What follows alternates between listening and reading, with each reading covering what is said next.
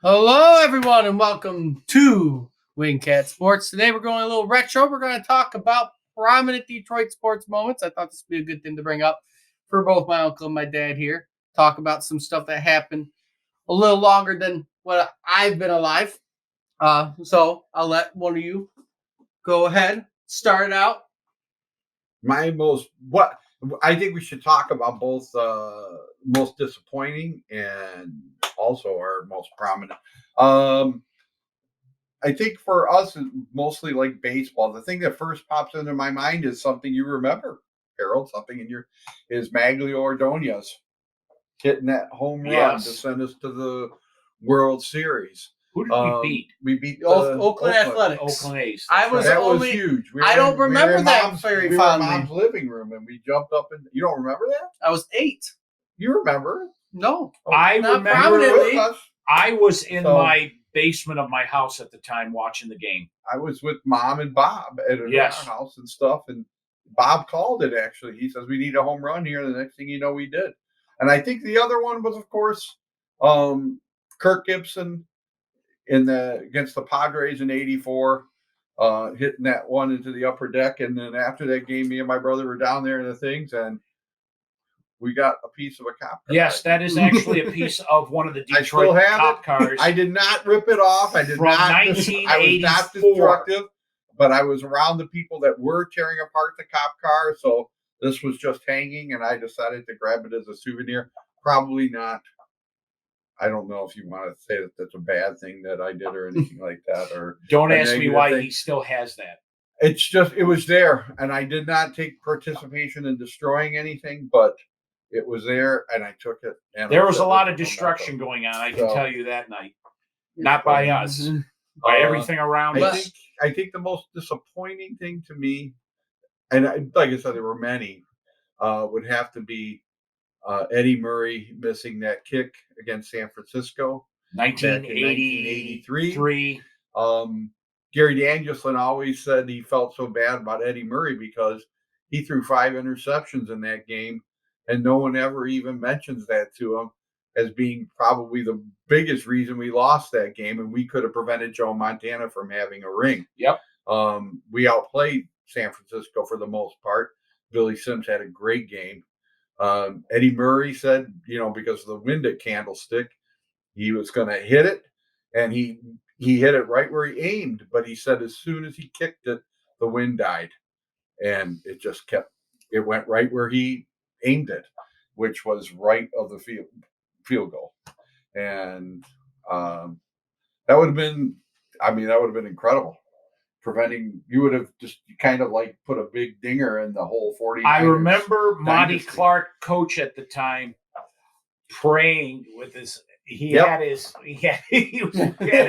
like in prayer. And he was looking up at the sky, and you could just hear him say, "Oh Lord, please." And I know Barry Sanders is, and of course, he missed. Barry Sanders is regarded as the greatest Lion running back ever. But if Billy Sims hadn't wrecked his knee, I love that guy. I love watching him play. Every bit as exciting as Barry to me. I love Barry, but Billy Sims was it when I was in high school. Yeah, and he only had a short career too. Yep. My memory that I remember is the same thing my brother just did. 84 World Series, Kirk Gibson. He actually hit 2 home runs in that game. I remember the second one sticks out because I want to say Detroit was up. It was 3-1 or 3-2 against the Padres. And it was about the 5th or 6th inning. And Gibson's nemesis, Goose Gossage, was pitching, and he had owned Gibson throughout his career. Struck him out more times than I can remember. And I remember the Padres coach at the time. I think it was a 3-2 count, and they were asking him, "What do you want to do?" And you could read Gossage's lips basically saying, "I want to pitch to him. I want to go at him. I've owned this guy." And Gibson later on said that he knew that he wasn't going to intentionally walk him because of his record against him, and he just threw a slider or something right over the middle of the plate, and Gibson just sent it into the right field upper deck. You knew it was gone as soon as it left the bat. And they ended up winning, I'd say, that game 5-3. And, yeah, he was the MVP of the series. It was crazy. And one more thing, I guess I'd have to send in now that we're talking so much, and baseball seems to be on our mind more than anything else. Something before my son's time, Frank Tananta pitching that 2-hit or 1-hit, 1-0 gem to send us to the 1987 playoffs. Coming back from, I think, 5 games down with a week to go. Yeah. And we won 6 games in a row from the Toronto Blue Jays to overtake them. Wow. That was good memory. One of the greatest games ever. How about a terrible Lions memory? Refresh my memory, Mike. I want to say it was 1995. They had finished like 11-5, right? Right. They had won the division or something. I don't think, or were they? Or was it 96 when they went and played Philly? Yeah. And got the living Rodney shit Peete. kicked out of them by Rodney Peete. That was the Mike Utley game, where they were all. But they like that. No, they lost this game like 55-10 or something. That was that playoff game. And yeah, we were all excited for that game at the time, and it was in the late 90s. I forget. But that was the year we lost Mike Utley, and they had the Scott Mitchell was our quarterback. No, Scott Mitchell was our quarterback. Scott Mitchell was our quarterback. Yeah, but Rodney Peete was their quarterback. And Rodney Peete, right? And it was just a trouncing. It was just awful. Yeah, they just beat Philly fans back then were just as big as assholes as they are now. It's just that they had kids who became Philly fans and are modern day Philly fan assholes. But yeah, that game was just an ass kicking from the first moment it started. As soon as the coin toss began, that's when it started. So what were your big memories? Well, as I've mentioned multiple times, right, to you, the first one that pops up to my head is baseball, right? 2012 when we won the ALCS, Phil Koch spiking his glove. You guys weren't even home when that happened. Right. I remember being upstairs by myself watching that happen. Child abandonment. And just watching outside as I saw fireworks and everything when they finally won the AL pennant. Right. And of course, the disappointing thing is they got swept by the Giants that year. The other one that's not as engraved in my mind, but I slightly remember, is when the Wings won in 2008. Right. That was great against Sid the Kid. I mean, that was our first year as I started my love for hockey, when we won in 2008 and then lost in 2009. That was their first post-Yzerman and only post-Yzerman. Nicholas Lidstrom being the first not North American captain to hoist the cup. Yeah. I mean, for us, if we're talking Red Wing memories, it's got to be the Colorado Avalanche. Yep. March 26th. Brawl. With, and then you had the same thing happen next year. Mickey Rebin, who loved fighting probably more than anybody, as far as a color analyst goes, he was going down to the booth and to talk to them. He left the booth to go down to the ice to talk to the players during that whole melee. So he didn't get the call at all. We were left with Mike Goldberg, one of the worst announcers ever, who was trying his best to probably call the greatest moment in our lives as far as like up until the Stanley Cup in Red Wing history, and he was just awful. God, he was terrible. Yeah. Well, in the moment that I was just brought up to him because I was watching it downstairs just now, was the 1996 St. Louis Blues. Yep.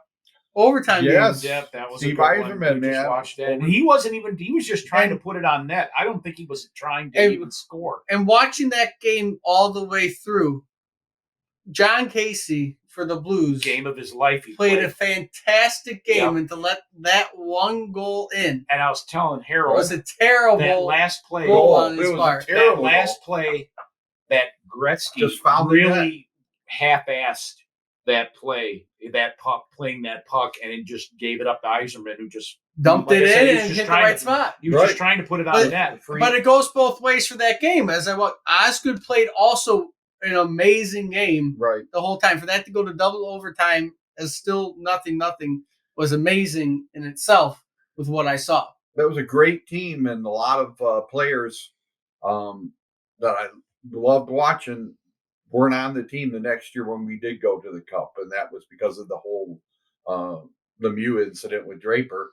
Yes. I think they dumped Coffee. They dumped Tino Cicerelli. Yeah, a lot. Keith Yep. Primo got traded for Yep. Shanahan. He went to Philly. And our team had kind of like a makeover. And then After the loss to Colorado, because Yeah. Colorado won the Cup that year, and that's also the year I believe Draper got his face a little squished into the boards, Yeah. That's what we're saying. That brought him which out. led to the brawl the next That's year. right. The Yeah, brawl. that was a nasty injury. That was one of the Thinking of it, funnest yeah. games in Red Wing And you history. knew it was Wait, coming. Which is it You was knew it. when you Yeah. look at it, it's back to back to back years of prominent moments because when you won it in '98, they won it for Konstantinov What date was that? March 26th? March 26th. Yeah. with Konstantinov. And we need. I can't wait. I'm hoping Ottawa develops into this with us because you need rivalries Yes. to make sports fun, and we don't have enough. That's a topic for another show. What the great sports rivalries are, and what maybe our future rivalries will be. Hopefully, Because you did lose a lot, especially in hockey. You lost your rivalries, right? Chicago was a big rival. St. Louis was a rival. all you Colorado was a rival. And since Right. you've gone to the East, I think when the Wings have lost. and I think when rivalries. fighting become less prevalent. Yeah, in growing up hockey. back in the day, yeah, it was Chicago, it was Toronto, it was there were so many Because you rivalries. always knew there was going to be somebody fighting and brawl. yes, That hockey was a home big and part home of the game. series And a were fun part of great. the game that I don't understand why they're trying to get rid of because that creates animosity, that creates bad blood. And I wish they had more of that. Yeah. Well, we got off topic though. So It's Yeah. those still We're just prominent babbling moments. today. yeah, Still right. prominent moments, right? Like I said, I could name Right. a lot late of Bob Probert 90s. moments. Well, late 90s Speaking for of the that- Red Wings led to their last one in the 90s was winning it for Konstantinov in A quick- 98, the year I was born. A quick Right. Bob Probert, you probably might know what I'm going to say, is when he decked Vincent Rienzo of the Blues. Oh, that was great. Yeah, That was like right. I he think came they were back from- losing that He came series back like from his coke 2 games to suspension on 1 that or one, I think. something. But yeah, he just And everyone was just It it was behind the play, and he just skated up to Vincent Rienzo and just clocked him. And the sad thing is, like, if we move to football with prominent moments, at least in my lifetime, There isn't many. there isn't many. The most obvious one that comes out to me is Matthew Stafford and his fake spike against Dallas. Yes. That is the biggest I one forgot to about pop that. up. Right, none of the playoff games. I think the best moment though you had to say But- was last year. We went to go see it. We saw but that's probably, another one. I think that is the biggest Lion win over the last decade. Being for there sure. live to It's see last them year's winning Green And Green all Bay they and were kick fighting them out of for the was playoffs. pride. That's what they were fighting for. And it was a Pride. great game. That's why we're all Great excited game. about September 7th. Yes. Bring it on. Can't Yes. wait. Now I don't know if you have any college football prominent moments. Or Oh basketball. yes, I do. Colorado when Cordell Stewart Oh, was playing yeah, that was fun. through that bomb, and I remember it well. They beat Michigan on a last-second 70-yard bomb, and I had a buddy of mine teasing me the whole game up to the end until that pass got completed, and then he just shut his mouth. I think the same could be said when they lost to Appalachian State. Appalachian yeah. State, When they yeah, lost to another Appalachian big- State, yeah. that was a day I don't remember seeing that, but one of my friends actually went to the game. That was a shock, and they've done that multiple times. Yeah. They are not a team to be messed with. Right. Yeah. I mean, if we're talking football memories, right? I mean, it's. I remember the Michigan. last 2 years with Michigan, Ohio State has been one of the That's biggest been another memories. one. I mean, that scene in Ann Arbor 2 years ago when they first beat Ohio State after such a long drought and beat them thoroughly, that was one of the greatest scenes I've ever seen in Ann Arbor. It was, just tremendous. I know my brother hates in Michigan, but I'm not as much of a Michigan that was hater that was anymore. that I was just, so much fun. to Harbaugh watch just them. has a punchable I know. face. He certainly does. But To see that was truly remarkable. I've seen, I can go back years and talk about certain games and stuff like that, but that I'll stick with that as a most recent memory. But That'll be with me a long time because I've never seen Ann Arbor like that ever. Yeah. Well, I can also have a Michigan State memory. I want to say it was 2006. Please, in the comments, correct me if I'm wrong, but it's when they played Notre Dame. And they were up 37-21 at halftime, and they ended up losing. I thought you were going to bring up the block punt against Michigan. That for Michigan State. That's another one, too. Yeah. Oh, yeah. That one, the shock.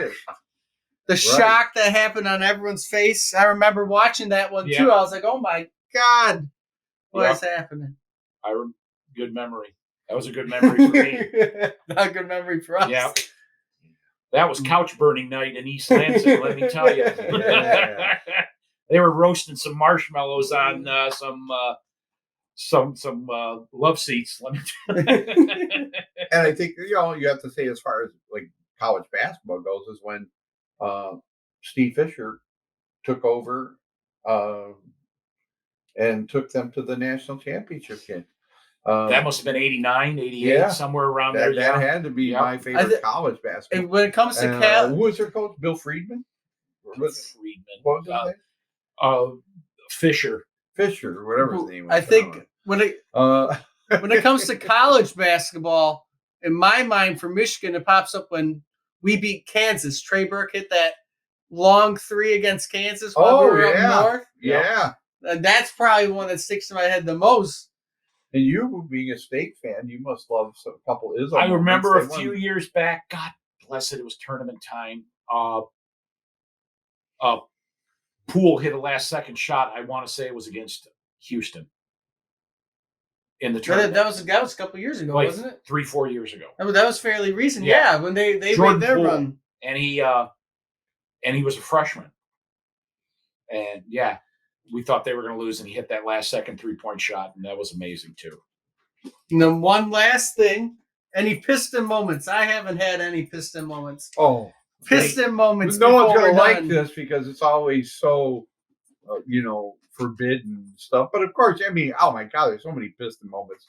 Bill Laimbeer gave me such joy throughout the years, and watching him beat the crap out of Larry Bird a few times. And when they first won the champ, should have won 3 in a row. Was that 88? They got 89? ripped off in 88, but they should have won 3 in a row. The whole bad boy era was so amazing for the Pistons and so much fun for the fans because, like I said, it brought it. People hated us.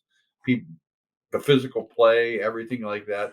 I'll always, though, like I said, it's not cool to say, but the Malice at the Palace was awesome. And beating Shaq and Kobe. I mean, you really can't take away from Larry Brown. I was alive for that, but I have no recollection of when we won. That was an amazing championship. I forget how many games we won in 2000. Was that 2005? The 4. I think that was 4. I forget the number of games it took us to beat them. I think it was 6. I'm not sure. But man, I mean, that was the epitome of team basketball. There was no superstars on that team, but a lot of good players, deep.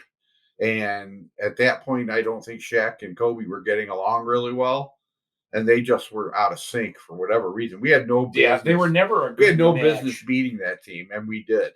I think Shaq came to the Lakers thinking he was going to be in charge, and Kobe was already like, "Well, this is my team, whether you like it or not." I always wonder who would have that team against the Bad Boys. I still think the Bad Boys would have beaten that team.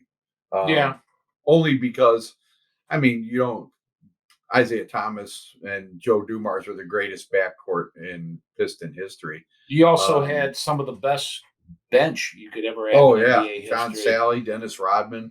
That was such a great era to watch pro basketball. Vinnie I stopped Johnson, watching it. I don't. Joe I haven't watched Dumars. pro ball in so Yeah. long. Just not even interested in the NBA anymore, unfortunately. If I would say if the Pistons do well this year, there's a chance maybe I'll watch a game or two.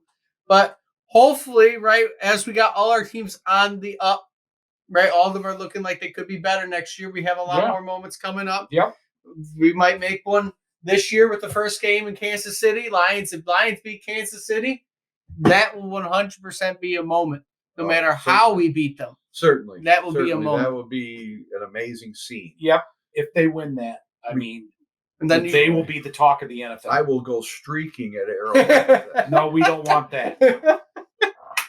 You would be able to Paint see my that. body blue. And And you would be able to see my brother streaking from outer space. Another thing that could happen, depending on how it does, right? The Tigers, if they make a comeback and make the playoffs, that could be something that could be talked about. You go from 10 games under 500 to make the playoffs. we should discuss that. And that would again, be another thing. of whether, because that's a big topic of whether or not they should be buyers or sellers at the trade deadline, or whatever that is. And I think as long as they're in the race, they should go for it. As long as they have a reasonable chance to catch Minnesota, I say go for it. And then you go the same thing with the Red Wings. They're on the up. Something could happen this year. And along with the